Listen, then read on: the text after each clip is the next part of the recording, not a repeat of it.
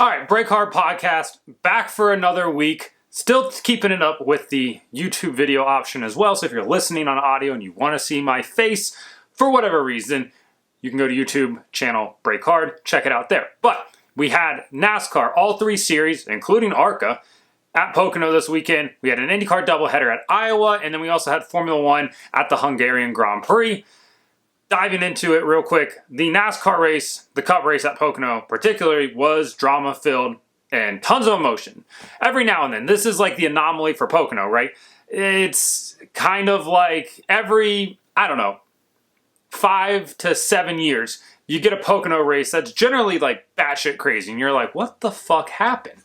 Typically, Pocono is one of those races where like you can circle it on your calendar and be like, if there's anything girlfriend, family, significant other related, partner related that you need to do during the summer or that they want to do, you want to go on vacation, Pocono is usually one of those race weekends where you're like, we can miss it, doesn't really matter. And 8 out of 10 times over a course of a decade, you're totally fine missing it. Who cares? Every now and then, though, you get a Sunday version of Pocono where you leave it going, what? Like, what happened? And this was one of those races. Denny Hamlin wins the race, his 7th Pocono win overall. He's now the all-time leader for most wins at Pocono. A year after getting disqualified for having a piece of tape, or too many pieces of tape rather, on the front bumper of that car, on the nose area. Chase Elliott ends up winning the race because Denny got disqualified. Does not get disqualified this week. He ends up winning the race. Tyler Reddick finishes 2nd. But it didn't come without some controversy. Not only did Denny get into the 48 of Alex Bowman, they had their run-in for the 3rd time in the last 5 weeks, I think. You also had him get into Kyle Larson, the same thing that he did to Ross Chastain at this same race last year. It just seems like Denny Hamlin, he's never wrong. Denny's never wrong. But he seems to have this trend going. One is not a trend. 2 is giving you a decent sample size. If it happens a 3rd time next year, then we have enough to basically determine that Denny Hamlin does do this seemingly on purpose. But I'm not here to say that he did it on purpose or he did not do it on purpose. It's a hot button issue that apparently a lot of people are fired up about. So not only do you have that, then you also have Austin Dillon throwing his helmet at Tyler Reddick because he thinks Tyler Reddick turned him, even though Austin came down on him. He threw his helmet a bit like I don't want to say a girl, but like, you know what I mean when I say that. It looks like Carly Rae Jepsen, I think, is the best comparison I can make if you ever have seen her try to throw out the first pitch. It's the release point. Some people just can never get that release point down, and they release it too low, and they basically end up like spiking the ball or helmet in this situation.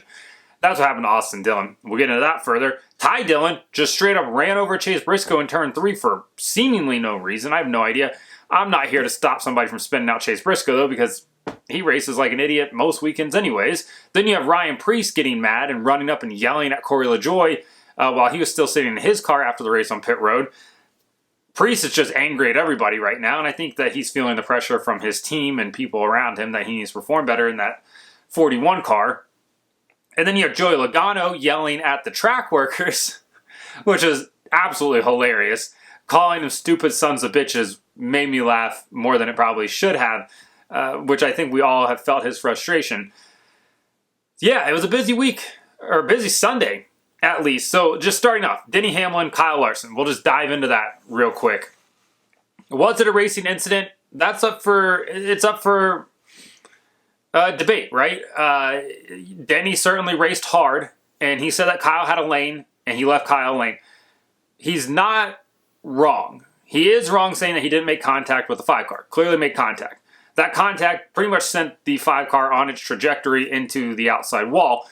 And he also said Kyle could have backed out. Again, he's not 100% wrong, but Kyle at that point in the corner can't back out and really save what happened from happening. It just kind of came down to it. Denny used him up, and that's Denny's prerogative. It's something he has to live with. The problem that I have with it is that this is now the 2nd year in a row that he's done this, where he drives into turn 1. His car pushes. It very clearly pushes. You can see it on the video. He goes up, a lane and a half, if not 2 lanes, into the 5 car, and then he comes back down off the corner after, making the contact that he says he didn't make.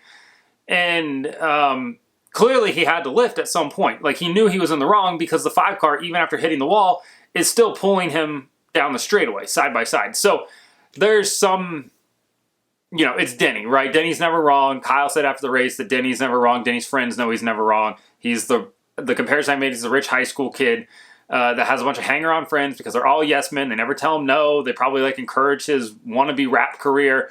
And they just hang around because they get to do nice things that they probably wouldn't be able to do because they don't have the same level of money. That's Denny Hamlin just as a 40-something-year-old adult. And once again, Denny Hamlin's not wrong. He gets out, he tries to play the victim, and as Kyle Petty so eloquently said, you're not the victim, Denny Hamlin, and I agree with him. If you're going to race like that, get out and be like, yeah, that's what you have to do. You have to race hard. Just, it is what it is type of thing. And people are like, oh, he can't say that because then he would have said that he intentionally wrecked him.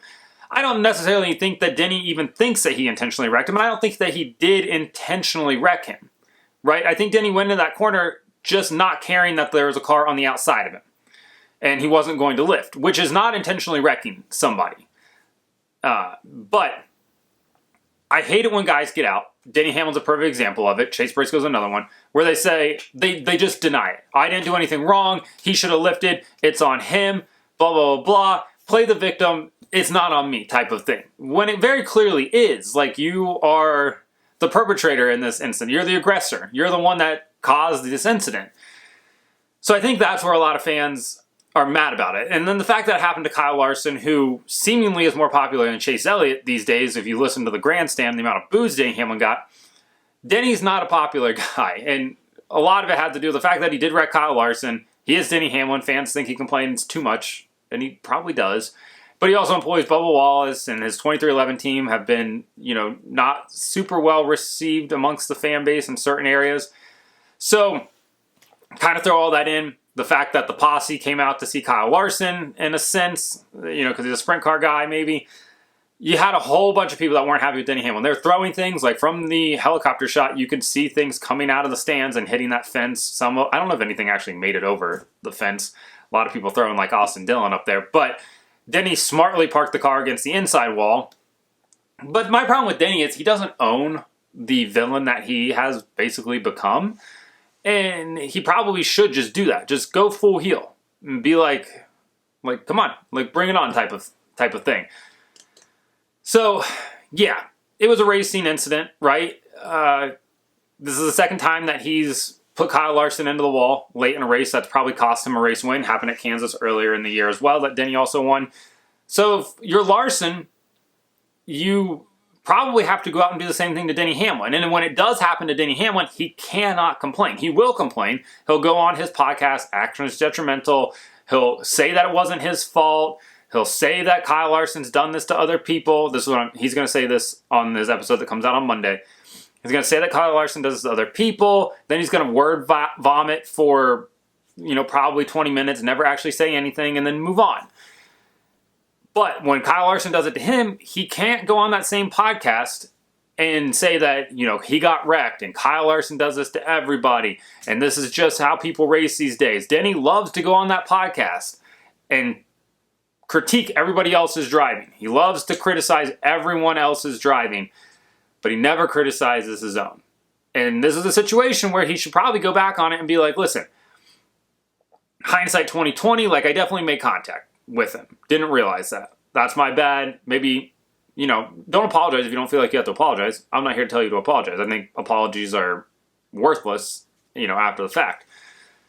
But at the same time, you got to own up to what you did in a sense, because he did put him in the wall. The Alex Bowman incident, he didn't actually touch the 48 of Alex Bowman, so you can't really criticize him there that much. It's just, again, this is the third time that these guys have had a run-in as many weeks after having a history 2 years ago as well. So, yeah, there's Denny Hamlin is not making friends out there, at least amongst the Hendrick camp. And then you also have Martin Truex Jr. calling him out for a dirty move as well. And when your teammate, I thought it was interesting because after the race on the cooldown lap, obviously it was Denny's 50th career win.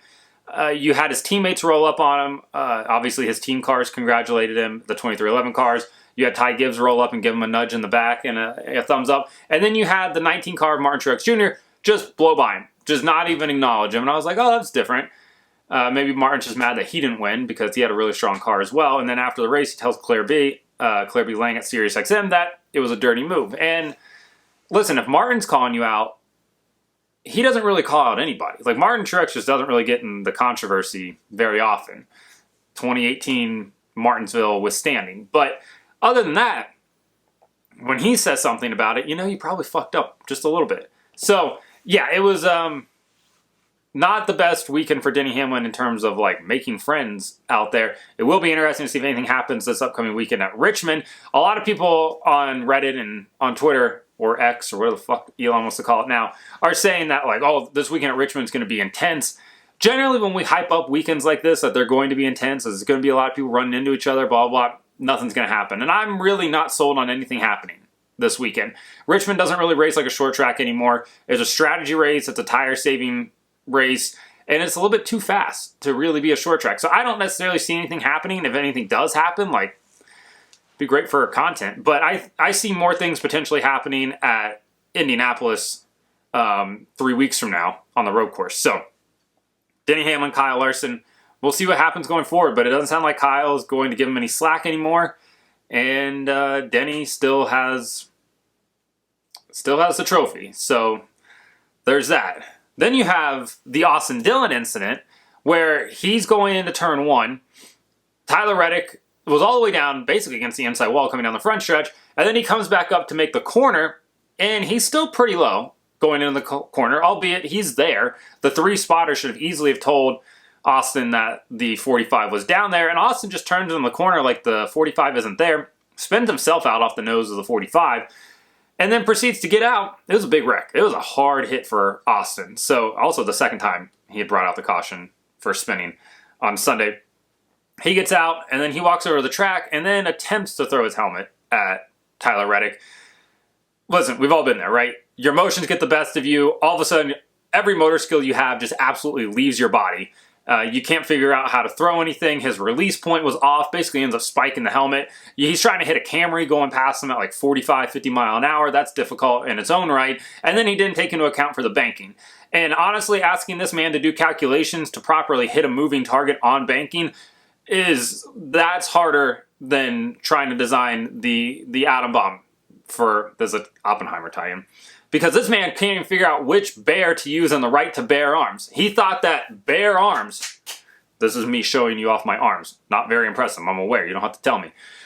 He thought BARE was the term to use for right to bear arms. He does have the right to show his bare arms. He also has the right to bear arms, BEAR, arms in regard to firearms. Asking him to figure out when to release and how hard to throw his helmet to hit a car that's moving on banking is just too much for Austin Dillon's brain to comprehend. He was also on a Little League World Series roster, and I'm convinced that Pop paid for him to be on that roster. And paying to play seems to be a trend with Austin Dillon, because after watching him throw right there, I don't know how he ever made it to the Little League World Series. I'm concerned for his son, Ace, too, that he's also not going to be able to throw, because that was pathetically bad. But Austin Dillon's 30th in points. He's getting absolutely obliterated by his teammate right now, who has 3 wins already this year, and is comfortably in the playoffs, likely into the round of 12, maybe in the round of 8 already, with how decent Kyle Busch is running and with his playoff points. And Austin Dillon is just struggling bad. And then you have Ty Dillon, the brothers Dillon out here acting like the Bash brothers, like Trackhouse was earlier in the year at COTA. He just absolutely runs through Chase Briscoe. I have no idea what that was all about, but that's about where the 14 and the 77 have been running all year, is 30th together. So, yeah, that was interesting. And then you have Ryan Preece getting all fired up. He ran down and yelled at Corey LaJoie. I can only assume, because I haven't seen a replay of it, that Corey LaJoie ended up spinning the 41, coming to the white flag there, which is why that final caution did eventually come out. So he got all mad, and he ran down and was yelling at Corey LaJoie, which was something. There's just a lot of beeps. And then you have Joey Logano getting wrecked on that restart. He's sitting up against the wall. He needs to be towed back because his tires are flat and the car's sitting on the ground because we have such a small sidewall. And he's yelling at all of the track workers that want to just give him a push. And he's like, listen, listen, you got to hook me up. And they said, we're going to give you a push. And he's just yelling. He's like, stupid sons of bitches, which is absolutely hilarious. Sounded like Richard Petty circa Atlanta 92 when he's yelling for a fire extinguisher. Just an all-time funny clip from Joey. And I think the best part for Joey was he gets out of the car, he talks to TV afterwards, and he's laughing like he didn't just absolutely berate these track workers for being stupid sons of bitches like he says. So yeah, it was all very funny, but ended his day, obviously. Ryan Blaney had a pretty decent run going. I think he lost a cylinder because that car was down on power most of the day there. What else do we have? William Byron leads 60 laps. He ends up finishing P14. They just got off strategy there at the end, couldn't come back up through the field. Real bummer of a day for them, for considering how good they were. But this is like, William has 4 wins this year. He's a championship favorite for sure, but this is what concerns me about that 24 car is sometimes they fade in races and they can't figure out how to get back. And that's slightly concerning. Granted, there's not a track like Pocono in the playoffs, so it doesn't really matter kind of what his outcome is here. But it's certainly a trend that has happened in years past, and we haven't seen it happen that much this year. They've definitely been a lot better at closing out races. We'll see if that continues going forward. But yeah, a little bit concerning if you're William Byron. Really good top 10 runs for Ricky Stenhouse Jr., Harrison Burton, and Eric Jones all get top 10s. Stenhouse, I think they said that was his first top 10 ever at Pocono. Harrison Burton just is driving for his life out there. He needs top 10, so that was a really good run by he and those boys. And then Eric Jones and that Legacy Motor Club team, he continues to be the only bright spot over there because Noah is just off doing something somewhere on the racetrack each weekend. He thinks he's racing. I'm not sure if he actually is, though. So Legacy Motor Club also found themselves in some hot water when they posted their social media image for the race, and the Adam Petty garage they replaced with Legacy Motor Club. And man, people were fired up about that. And I think it was probably just an honest mistake by their graphic designer because he probably, or they, I shouldn't assume it's a he, but they are probably not NASCAR fans, or at least not NASCAR fans in the fact that they go back 20 years or even know who Adam Petty is, which, you know, a Google search would have probably been sufficient there. But, you know, to each their own. So, yeah, they found themselves in some hot water as well. Pocono, though, like, it was packed out. I'll give him credit. NASCAR Man RR on Twitter, he posted an aerial shot from 2019 where the campgrounds on the infield looked pretty sparse for the most part. He posted an image from from yesterday. I don't know why I was about to say 2023. From yesterday. And man, that track was packed out. They sold out the grandstands. The infield camping was sold out. It looked like a great time. My only complaint is Pocono got rid of their traditional victory lane. They tore it down, and I get it. The structure was falling apart. They said it wasn't safe. 100% understand that. But they replaced it with this concrete slab that looks like the little performance stage at your local outlet mall. It just doesn't make any sense. You know, like, oh, it's all better for the fans. Okay, I can get behind that, but like, why couldn't you just build a replica of what you had and just made Victory Lane a little bit bigger, right? The old Pocono Victory Lane, like, fit the ambiance of Pocono. The railings, it looked like it was like off of a lake house, essentially, that you would vacation at. And it just fit Pocono. The new one is just so uninspiring. It looks like every luxury apartment complex that's around. Just concrete, some black, bare, boring. It's just boring. And yeah, Pocono, I think, is one of those weird racetracks that, like, it can be quirky and odd because, well, it is quirky and odd. And I think that does resonate with fans a little bit. But whatever, Victory Lane doesn't really matter because NBC and Fox have decided that Victory Lane's stupid and we have to do our front stretch interviews, which is, again, incredibly dumb. But yeah, whatever. But yeah, the Cup Series race, fantastic. The controversy at the end, we'll touch on this real quick before we move on, was the fact that NASCAR held the caution coming to the white flag because they thought the 41 would get rolling again. And part of me can get behind that because I think that they're far too often do they throw the caution immediately when they should probably try to wait it out. At the same time, if you know the car is going to be stopped on track, and I hate green-white checkers. I'm just looking for consistency. I don't need to see another green-white checker finish because I think the outcome was still going to be the outcome, and that's Denny Hamlin winning. So I don't necessarily think that we needed another green-white checker. But for the sake of consistency, that spin happens earlier in the race. It's a caution. It happens at the end of the race, and now it's not a caution. Christopher Bell spun. It was immediately a caution. The 41 spins, and we wait a lap, nearly a full lap, before we throw the caution. It just, I don't know. It's very confusing because NASCAR Race Control, once again, is doing things where you're like, well, I don't get it, man. Having said that, they were not as bad as the IndyCar Race Control this weekend, which we'll get to in a minute. But NASCAR Cup Series race at Pocono absolutely delivered. Will it be the same thing next year? Probably not, but 5 to 7 years from now, you're going to get another good one like this. All right, Xfinity race at Xfinity race at Pocono.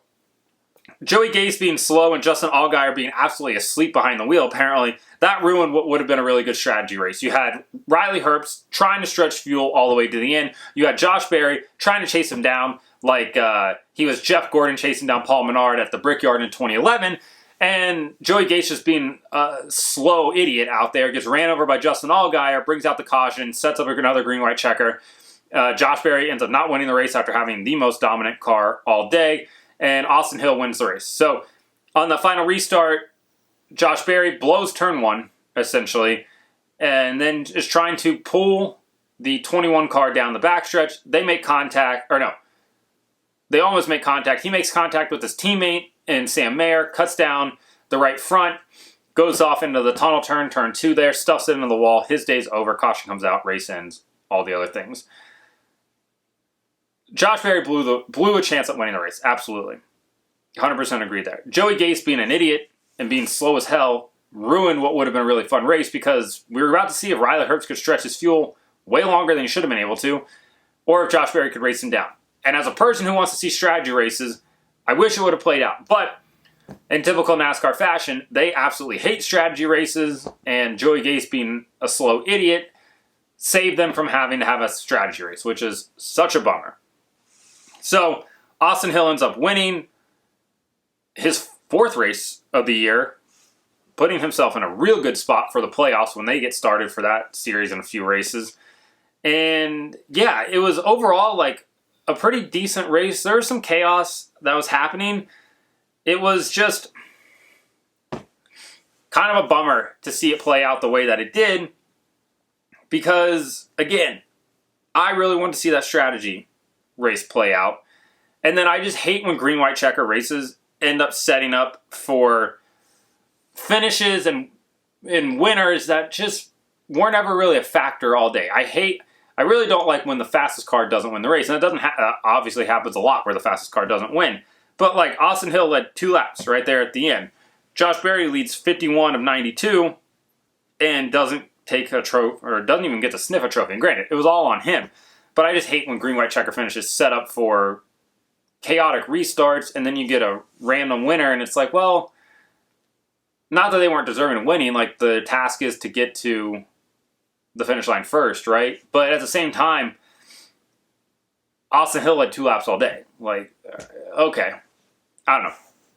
That's just really me not liking these weird type of finishes. Sam Mayer finishes 2nd, Chase Elliott 3rd, Riley Herbst comes home 4th, Daniel Hemrick 5th, Sammy Smith 6th, Brandon Jones 7th, Brett Moffitt 8th, Parker Kligerman 9th, and Daniel Suarez P10.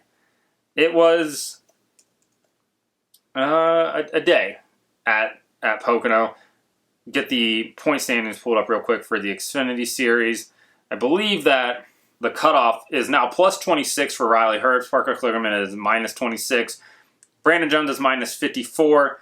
Anybody that's Parker could maybe still point his way in, but Brett Moffitt and Brandon Jones, if they want to get in, they have to win. And then anybody below them desperately has to win. So I think our playoffs are probably pretty set other than maybe Riley Herbst falling out. And, Sheldon Creed also has the opportunity to potentially fall out too unless he wins a race. But yeah, it's coming down to it. The Xfinity Series has, I believe, 5 more races. No, they have more than that. Hang on a second. Let me double check here for everybody. They have 1, 2, 3, 4, 5, 6, 7 more races until their playoffs start, which is certainly a time. Their playoffs will start at Bristol on September 15th. They have 3 road courses, Michigan. Oh, they got some decent races coming up. So, off to Road America for the Xfinity Series next week. They will be running on Saturday at 3 p.m. The Truck Series will be from Richmond on Saturday night, I believe at 7:30. The Truck Series, though, also race at Richmond on Saturday. I was driving back from Cleveland, so I listened to it on SiriusXM NASCAR. SiriusXM NASCAR, once again, does a fantastic job on calling these races. Kyle Busch obviously wins the race. His 62nd, I believe, or 63rd career Truck Series win, the 100th win overall for KBM as a team, which is pretty awesome for him. He absolutely sailed it off into turn 2 on that last lap, getting around Corey Heim, ends up winning the race, which... good for Kyle. Like, he won 2 of his 5 races this year. That's an even amount, right? Like, that's an acceptable amount. We don't all have to get mad about that going forward. But for Kyle, though, he knows his trucks have speed. He just needs to get some drivers that aren't necessarily paid drivers in the way that Chase Purdy and Jack Wood are paid drivers for him to potentially win some more races. But you have Kyle winning, and then you also have Carson Hocevar. Did he cause that massive wreck there towards the end of the race that resulted in a red flag? That's up for you to decide. I think that maybe he just drove in there a little Denny Hamlin-esque, not much care in the world, and maybe cleaned out some guys. So, yeah, not the best for him. That collected, 1, 2, 3, 4, 5, 6, 7, 8, 9, 10 cars, including the 52 of Stuart Friesen, Matt Crafton as well as Zane Smith. It's a bummer for Zane because he probably had one of the best cars all day. He led 19 of the 51 laps. Corey Heim led 27. Kyle Busch led 7 as well. Nick Sanchez also led 7 laps after starting on the pole. He came home in 19th place. Obviously didn't get to watch a ton of this race. Have only seen the highlights a little bit here, but seeing good runs for Ty Majeski in P6, Christian Eckes 7th, Dean Thompson P8. Somebody on TikTok live last night was like, what do you think about Hailie Deegan's 13th place finish? I don't know, dude. Like, are we getting excited about 13th place finish in the Truck Series now? If so, like, good for her. But she obviously still needs to do more there. So the Truck Series is off to Richmond next weekend. They will be running at, I believe, 7:30 on Saturday night. Yeah, 7:30 FS1. It is their playoff cutoff race. So they have obviously one race to go before the playoffs. Matt Crafton right now holds a 9-point advantage over Stuart Friesen. Going into this, Stuart Friesen on SiriusXM NASCAR had some things to say. They were talking to him after he got involved in the wreck, and he was like, yeah, he said, Rhodes was blocking the shit out of me. He's like, but we're out here trying to support our sponsors, trying to get deals together for next year because they have to pay the bills because the purses certainly aren't. Stuart Friesen was fired up, and I'm here for it. So he's got a battle with Matt Crafton this weekend. Anybody below Stuart Friesen, Tanner Gray, Chase Purdy, Tyler Ankrum, Jake Garcia, Taylor Gray, Daniel Dyer, and Raja Carruth, they're going to have to win. If they want to get into the playoffs, they got to win at Richmond. I don't see that happening. I very much see Corey Heim and probably Zane Smith being the guys to beat there. But Matt DiBenedetto is currently in plus 31. The guys in the Fox Sports booth can, take solace in knowing that he's probably going to be in, barring something crazy happening to him early in the race. If he doesn't score any stage points and, finishes last, then he could probably be knocked out. But they could at least continue their weird dream that, Matt DiBenedetto can be there for the Final Four, even though he's shown not enough speed to be doing that. But to each their own. All right, time for the open wheel portion of the show. We had the IndyCar Series at Iowa for a doubleheader. Hy-Vee put on an absolutely incredible event. Once again, they had like Ed Sheeran and Carrie Underwood there for the concerts. They built up the hospitality areas in both turns 1 and then the exit of turn 4 to they look amazing. They have grandstand seating. They also have hospitality suites above them. They basically look like they're hanging over the track. It makes a really cool look for Iowa Speedway. or Raceway. I don't know I think it's Iowa Speedway. And then they also built a hospitality area on the infield behind pit road there in turn 4 as well. I saw some people complaining about it because at Iowa, from the grandstands, you used to be able to see the whole track, and now the cars would go behind that hospitality building and then pop back out on the other side going into turn 3. I can see how that would be annoying. Having said all of that, the races up front this weekend could not have been more meh.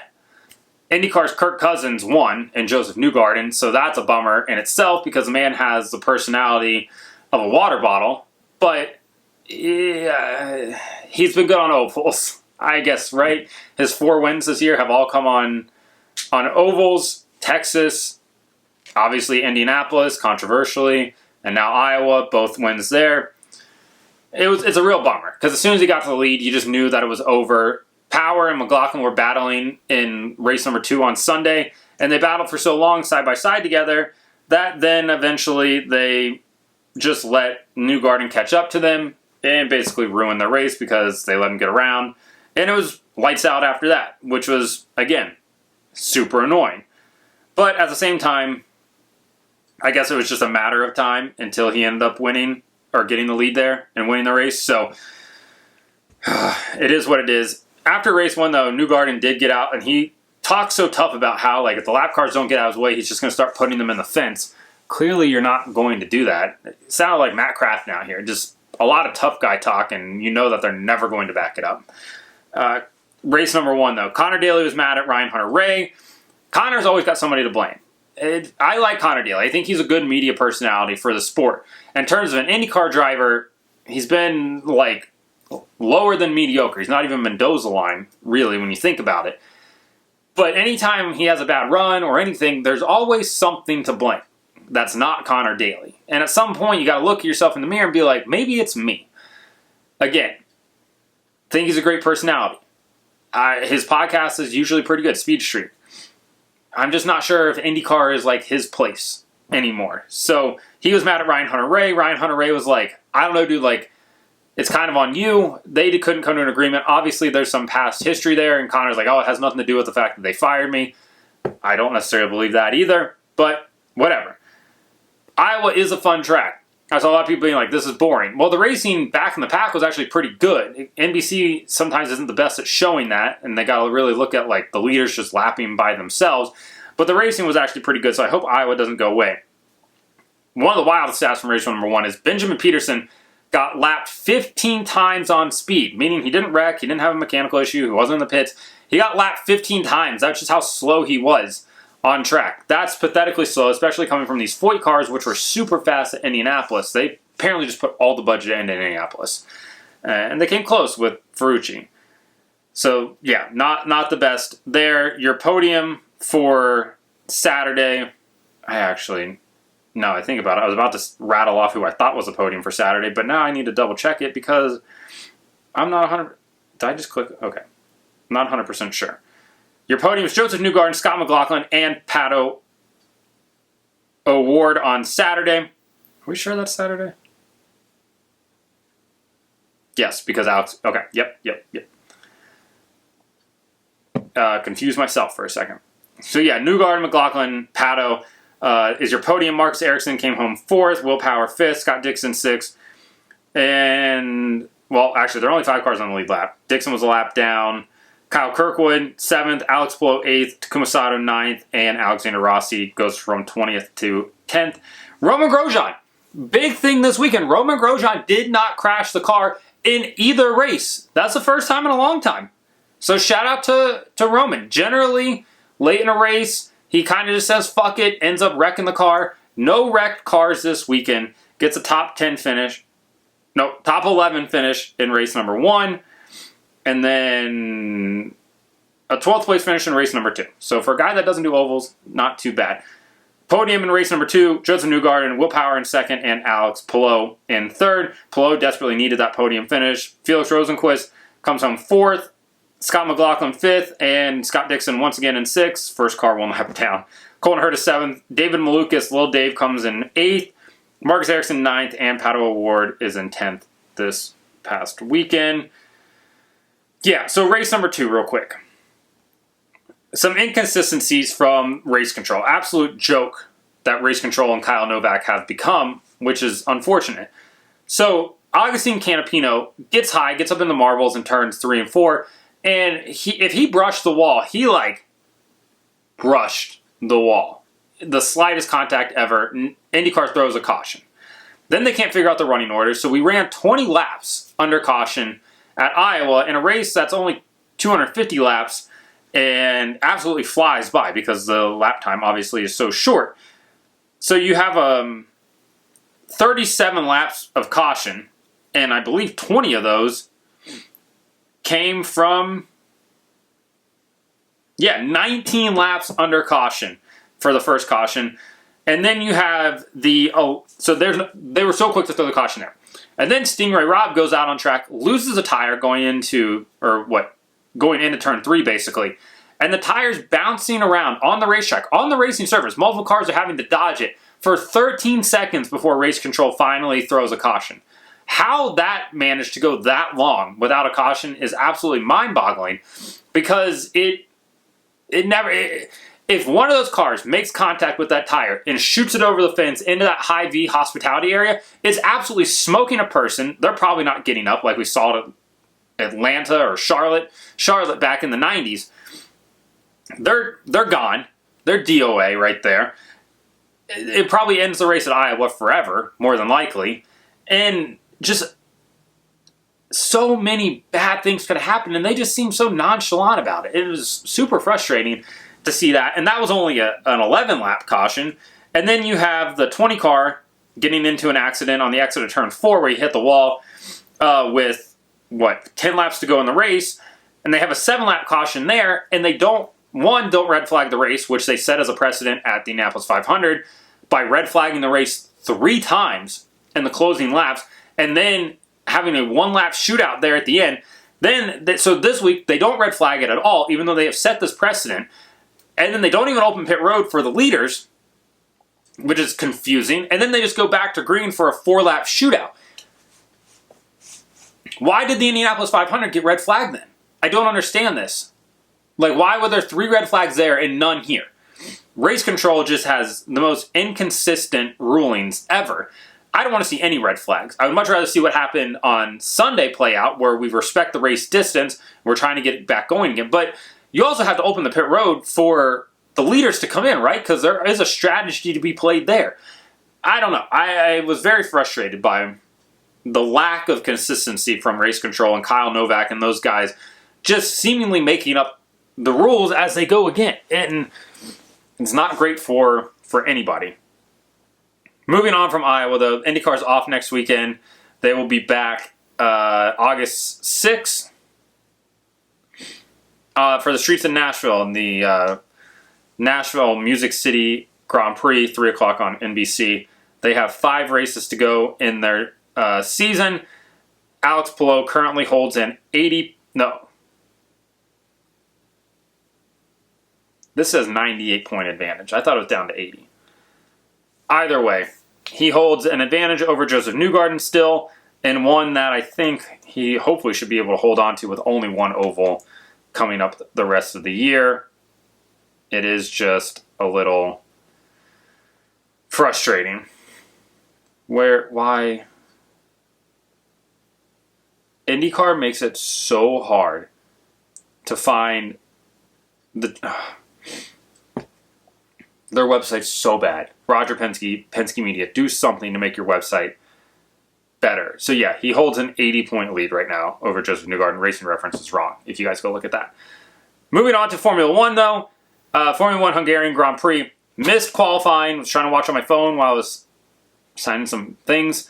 In Cleveland, I bought a new car. But I had to go to Cleveland for it, which, if you've been to Cleveland. Lewis Hamilton got the pole. Absolutely fantastic lap for him. I saw Nico Rosberg say that nobody could do it. Only Lewis Hamilton could do what Lewis Hamilton could. And I completely agree. And all the people that are like, oh, that wasn't that impressive, they're all the casuals, the Drive to Survive sluts, the people that just think Max and Red Bull are the greatest thing in the world. Lewis Hamilton took the 3rd fastest car on the grid and put it on pole. This is why when people are like, oh, Lewis Hamilton's only good because he's ever been in the fastest car, that tells me that you didn't watch the pre-2014 Lewis Hamilton when he was having to fight with cars that weren't always the best. He gets pole, fantastic. Obviously, Red Bull go out there and absolutely smoke everybody. In the race, Max Verstappen wins by 30 seconds on just pure pace, which is unfortunate for everybody around because that race was over as soon as they got to turn 1. Max took the lead, and that was it. That's 101 minutes of our lives we'll never get back, and such a bummer.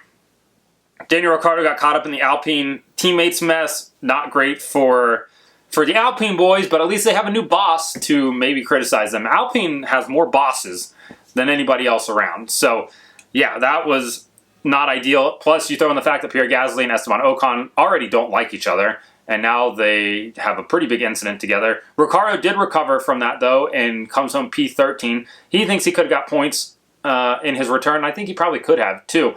He was better than Tsunoda all weekend, and I think that says something about Ricciardo and the fact that Red Bull's like, oh, maybe Yuki could be in play for a Red Bull seat. I've never been sold on Yuki, and I think this kind of just proves the point to that. So we'll see what happens with Daniel going into 2024, whether he ends up at a Red Bull seat. I know Christian Horner already said that Checo's confirmed for 2024. He has a contract. Yeah, okay, cool. Daniel Ricciardo had a McLaren contract for this year, too, and we saw how that played out. Contracts mean absolutely nothing when you have money to throw around, and Red Bull has money to throw around. So, we'll see what happens going forward there. And then Ferrari did absolute Ferrari things. They had a 9.3 second pit stop for Charles. Charles had more of an idea what was happening with the strategy than the guys on the pit wall did. They didn't want to swap positions with he and Carlos, and it's just every week it's Ferrari just doing some other dumb Ferrari shit to the point where even Brundle in the booth this week for Sky Sports was like, come on, Ferrari. It's just elementary things, and they just can't get any of it right. They have no clue what they're doing. They have zero trust. Their drivers have zero trust in them at this point. I mean, we're going on how many years of this now? And Ferrari still won't just get out of their own way. They need a complete overhaul. And, if there's one thing the Italians aren't good at, it's fucking strategy. Because, by God, let them design stuff. They're great at designing things, the outside of things. For the love of God, don't let them do wiring or design the internals of a car. If you have an Alfa Romeo, you understand what I'm talking about. But they're great at making a car look pretty, the body design. Other than that, don't let them touch shit. And race strategy is one of those things. So, Formula 1 is off to Belgium next weekend for their last race before the summer break. Max won by 18 seconds there after starting 10th on the grid last year. He's not going to have to take a grid spot penalty this year. He should probably end up winning by, 45 seconds, maybe? Who knows? It will be interesting to see if the McLarens can keep up with them, though. I think they're not going to win the race, McLaren isn't, but I think Monza and Belgium are two tracks where they could potentially, maybe over the course of a lap keep up with Red Bull, not over the course of a race, I don't think. But it'll be interesting to see how fast they are with their new upgrades there. So, they're off to Belgium. NASCAR's off to Richmond. Cup Series races on Sunday at 3 o'clock. Then I think it's 3 o'clock. Honestly, I would go back and look, but, the NASCAR website still has next race as being Pocono. How is that even possible? Yes, 3 o'clock on Sunday. USA for NASCAR Cup Series. Saturday night at 7 o'clock, 7:30, FS1, you have Truck Series. Then you have at 3:30 or 2:30, whatever it is, Xfinity at Road America, and IndyCar is off next weekend. So, like and subscribe to the channel. Follow me on TikTok at BrakeHard, Twitter, Instagram, and Threads at BrakeHardBlog.